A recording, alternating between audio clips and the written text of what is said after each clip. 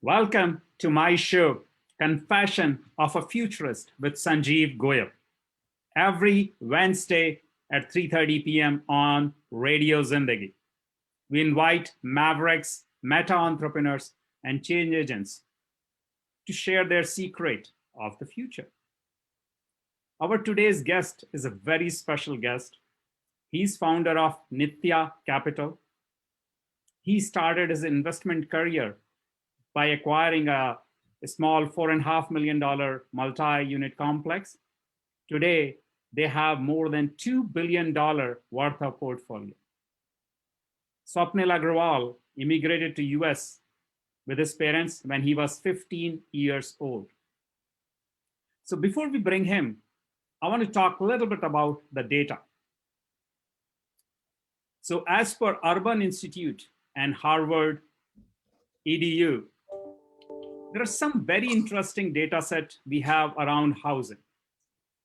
We are expecting a major growth of 65 plus population, and that will create new demands for affordable housing. By 2035, the number of older households with the disability, it will increase by 76% to reach 31.2 million. The number of older adults with dementia will rise. It's not the good data. Let's talk to our next guest who has spent more time in real estate, and he can help us decipher some of these things and how can we help the next generation. Swapnil, welcome to our show. Thank you. It's a pleasure being here. It's an honor to be here at the show today. Thank you. So I have my first question. You know that you're prepared, right? I hope so. All right. Do you have a confession for our audience? Today is your chance. Yes, I would say my confession while growing up was that I loved Bollywood movies and I hated to read. Oh. So, that's why I always have a special place for radios in my heart because, growing up, we didn't have TV for, I would say, the first 8 years of my life. So, listening to the cricket commentary and, listening to songs. And when Chitrahar used to come every Wednesday and Friday, I mean, those you remember that time? Yes, of course. So those were special times. And I guess you can call it my confession, but it's a confession that I would say many of your viewers would probably share with me as well. I'm sure. And we grew up watching black and white Star Trek. Yes. Yeah, Mr. William Shatner. Yes. So, Swapnil, post-COVID, we are still in COVID. Our world is completely changed. And we are seeing this transformation. And before our call, we briefly chat about how our world is going to be. So if I ask you for a prediction in next 2 years and next 20 years, what will be that? It's a very, I would say, it's a question that is first of all very interesting, but the answers to that I would say are much wider, or it cannot be explained in a few sentences. The reason I say is, so impact of our lives. When I think about impact to our lives, I think about professionally, in business, personally, your entertainment. I would say, because we went through this exercise of living through COVID times, I'd say that the use of technology in our day-to-day life, whether it's in personal lives or whether it's in professional lives, I think that has expedited by at least 5 years in my mind, right? I think whatever we're doing today, like we're having a Zoom call, or we're seeing people sell digital arts by way of calling it NFTs for millions of dollars. I mean, really, at least personally, I would have never expected to see that within a year if we were to have spoken during last March in 2020. So I'd say that itself is going to give you a glimpse. I would say next 2 years itself are going to be phenomenal. Whether, now you have, I can't even count how many social media platforms you have, right? You have, in the business world, this invention of SPACs, where you have, which is the special purpose vehicle, where people are basically raising hundreds and millions or billions of dollars for a company that's just in theory on paper, and they have not made a single product, have no profitability, of course. And you're saying millions and billions of dollars being raised for that. Now, do you think if I had taken a business proposal to somebody last year and say, hey, I need to raise 500 million for this. I don't have a product, I don't have a prototype, but give me 500 million. I think we would all be like, come on, this guy's has lost it. And now you're seeing that as a reality, right? Then you have, so many companies, tech companies like Airbnb. I would say that the way I can summarize the changes we will see is, I think the companies, the services companies, whether it's for convenience like Amazon or whether it's a social media platform, I think most of the companies are going to put the clients or the end user products convenience at the forefront. And what I mean by that is you have, we used to have usual cable TVs, right? Like we're talking about Chitra used to come once or twice a week. Now you have, when YouTube came, we thought it was going to change the world. Now you have, the Netflix came. Now Netflix, I would say, had 10 plus competitors, and Disney Plus and, Amazon Prime. You have so many of those platforms. And now the content is being generated or being created to satisfy or keeping in mind that person's convenience. So now no longer we are expected to sit in front of our TV at a certain time and watch certain shows. We have literally everything at the palm of our hands. People use iPhones. And now even if you think about iPhones, I mean, let's step back, right? I mean, iPhone is about 10 years old, or if maybe 10 to 11 years old.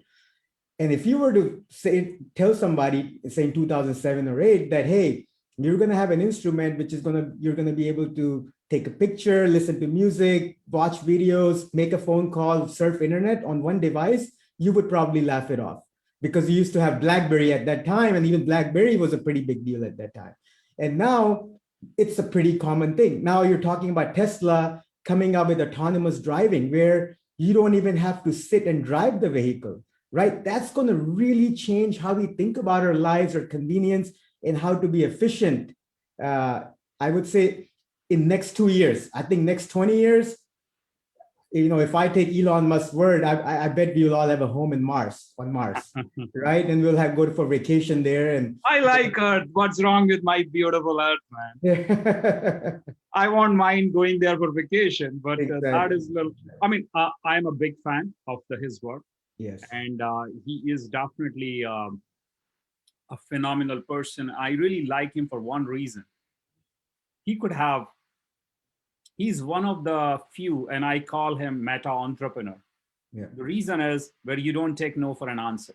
Yeah. And where you take the problems which are bigger than you, which can't be solved, even if you have billions of dollars with the money, can be only solved with passion and conviction.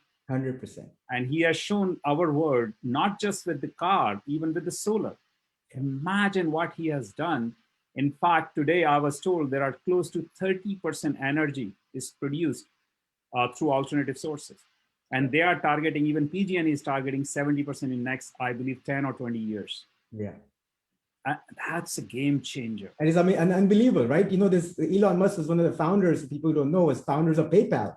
Yeah. And from that deal, he cashed out $180 million, and he took every single penny of the money he made and put it in SpaceX and Tesla. And he himself didn't have money to buy his own house, right? Yeah. He rented a place. So that tells you the exact point. He's living, his purpose is much bigger than what people think their purpose is. And again, like I said, that's a phenomenal quality to have. So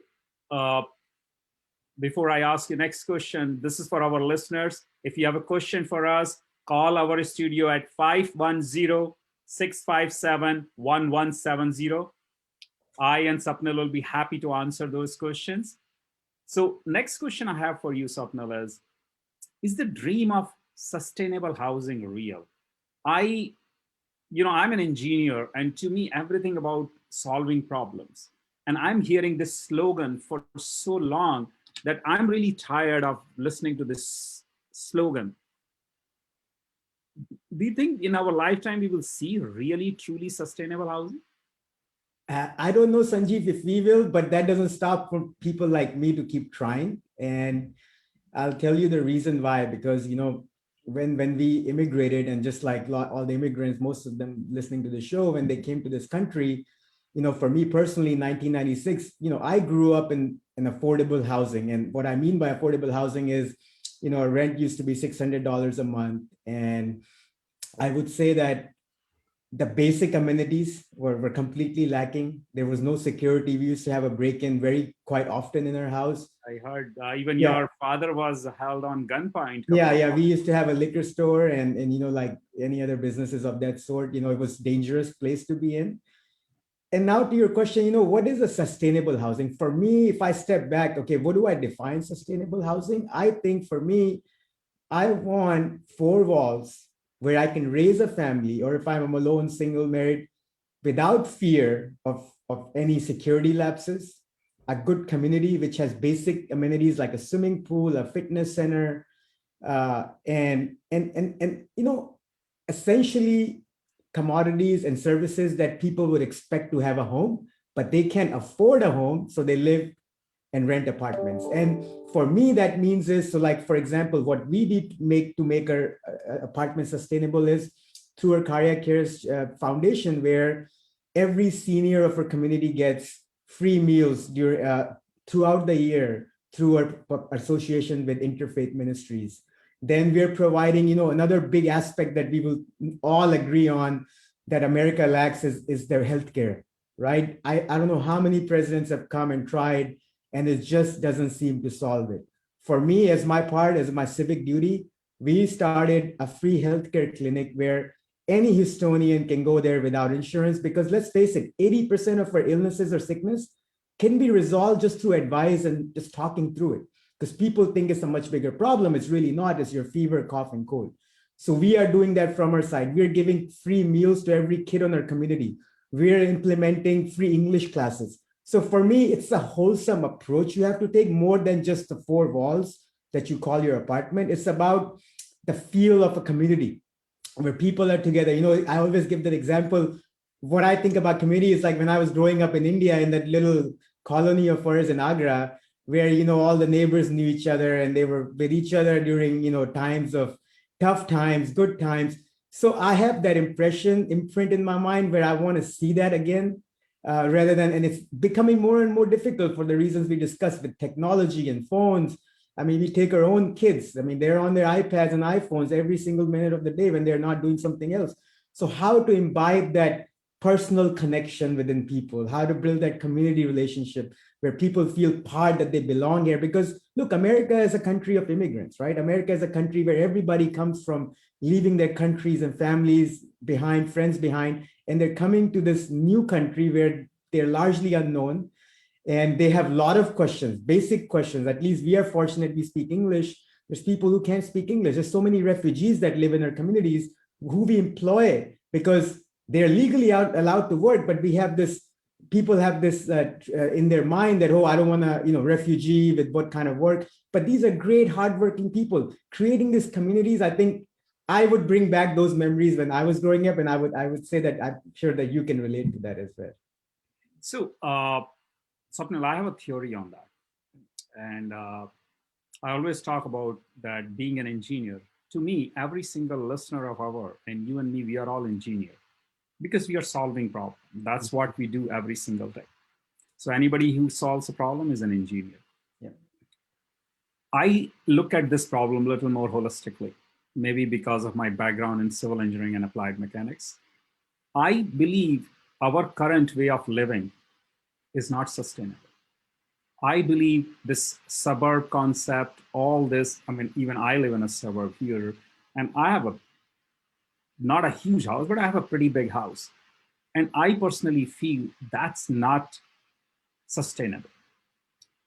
I remember my trip to Hong Kong 5 or 6 years ago, and I was blown away that one city block has 10,000 apartments. It's like 50, 60-story building. I lived in Hong Kong for 7 years, by the way. So that's why I brought it up. So I think I become really good in connecting the dots.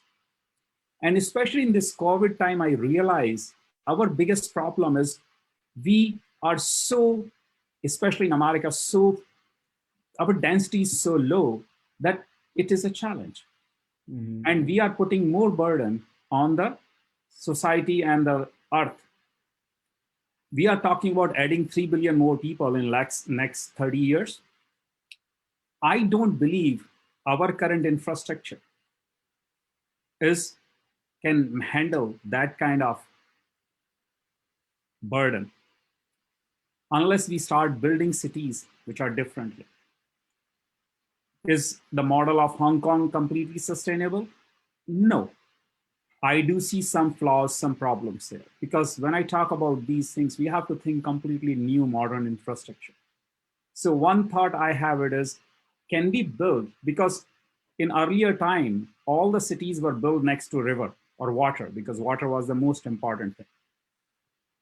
And we get electricity with water too. So transportation of the cost of water and the electricity is so high that the proximity to these infrastructure is very important for city to grow. But today, if we can build a whole city with zero waste mindset to the extent that we have vertical farming built in, and I know it's a dream right now, but if I look and if I think about 2050, and if the earth or human doesn't start building those kind of hyper urbanized kind of infrastructure, we have serious problem. We are not supposed to waste even a drop of water. And I can't do that in a suburb. I can do it in a large community. I can't do it in a suburb because infrastructure cost is so high for just your house or my house. So point I'm trying to make it is we have to think it very differently. I think we are just putting the bandage to the system. Oh, we are using sustainable material. We are doing this. We are doing that. It's not enough. We need to think it very differently. We need to build new kind of cities somewhere in the desert now, because all I need is sunlight. I put Tesla solar panels. I have electricity now. What else I need? Water. Okay, that we will figure it out. And if I don't waste water, my life is easy. The problem is the waste. Otherwise, I can pretty much get the same water and I can continue to use it for hopefully few times. So I think, Sanjiv, I would say that all of your points are 100% valid.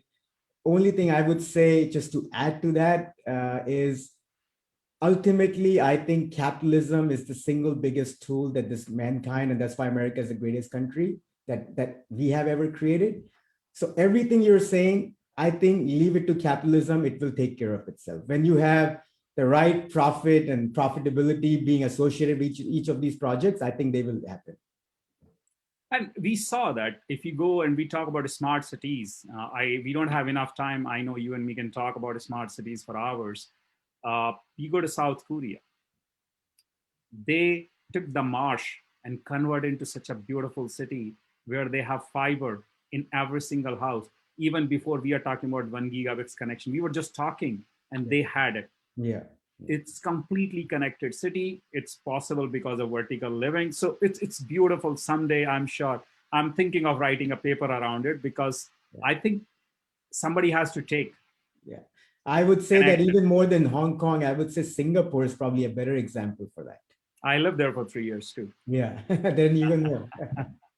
So for our listeners, every week I make a recommendation of a book. Instead of a book, I will recommend our listeners to watch a movie or documentary on Netflix called Cease Piracy. Please do share your comment. I want to know. And do subscribe to my YouTube channel if you like what you are listening today. So next question for you is, what is single most technology going to redefine our future? I would say that autonomous driving.